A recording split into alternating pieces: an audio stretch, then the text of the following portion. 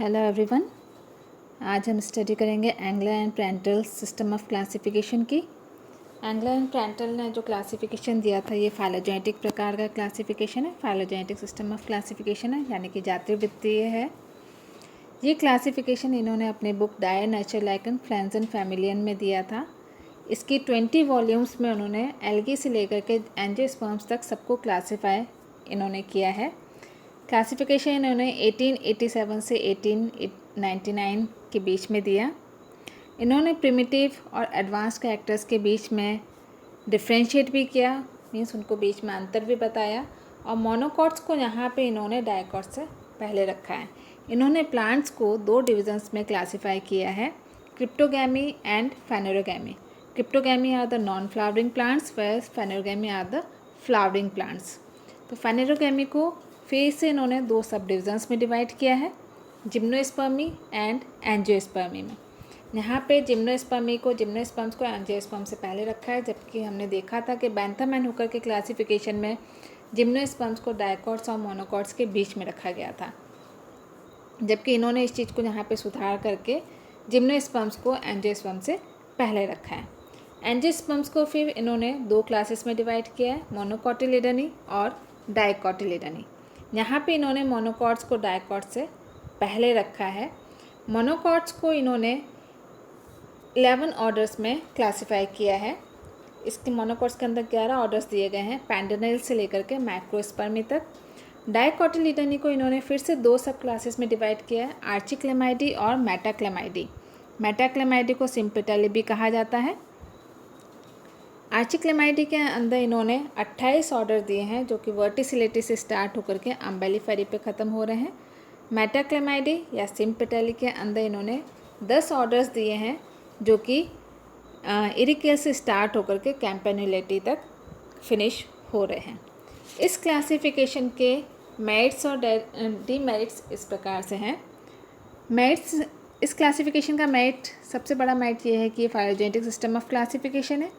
यहाँ पे उन्होंने जिम्नोस्पर्म की पोजीशन को ठीक से रखा है, यानी कि इन्होंने एंजियोस्पर्म से पहले रखा है, जो कि बैंथम एंड हुकर ने जिम्नोस्पर्म्स को डायकॉट्स और मोनोकॉट्स के बीच में रखा था। ऑर्किडेसी की पोजीशन में यहाँ पे इन्होंने ऑर्किडेसी को यहाँ पे उन्होंने ठीक पोजीशन पे रखा है, जबकि बैंथम एंड हुकर के क्लासिफिकेशन में हमने देखा था कि उन्होंने ऑर्किडेसी को माइक्रोस्पर्मी में शुरुआत में ही रखा था, जो कि क्योंकि इसके एडवांस कैरेक्टर्स है तो ये बाद में आना चाहिए। यहाँ पे ऑर्किडेसी को एंगलर एंड प्रेंटल ने मोनोकॉट्स के एंड में रखा है, उसके एडवांस कैरेक्टर्स को कंसीडर करते हुए। फिर यहाँ पे एंगलर एंड प्रेंटल ने पॉलीपेटलस फैमिलीज़ को गैमोपेटलस फैमिलीज से पहले रखा है। इसी तरह से हाइपोगाइनस कंडीशन वाले जो प्लांट्स हैं उनको एपिगाइनस कंडीशन वाले प्लांट्स से पहले रखा है। हाइपोगाइनस कंडीशन जो है वो प्रिमिटिव कैरेक्टर्स माने जाते हैं, जबकि एपिगाइनस कंडीशन जो है वो एडवांस कैरेक्टर्स यानी कि प्रगत कंडीशन माने जाते हैं। यहाँ पे इसका एक और मेरिट ये है कि जो बैंथम एंड हुकर ने अपने क्लासिफिकेशन में मोनोक्लेमाइडी ग्रुप बनाया था, जिसमें उन्होंने सिर्फ सिंगल पेरेंट को कंसीडर करते हुए सभी प्लांट्स को उसी में रख दिया था। यहाँ पे इन्होंने मोनोक्लेमाइडी को हटा करके उन प्लांट्स को उनके रिलेटिव्स के पास में आर्चिक्लेमाइडी में डिस्ट्रीब्यूट कर दिया है। इस क्लासिफिकेशन का डीमेरिट ये है कि ये मोनोकॉट्स को डायकॉट्स से पहले रखा गया है, जो कि सबसे बड़ा डीमेरिट है इस क्लासिफिकेशन का, क्योंकि डायकॉट्स को प्रिमिटिव माना जाता है और मोनोकॉट्स को एडवांस्ड कैरेक्टर्स के साथ माना जाता है।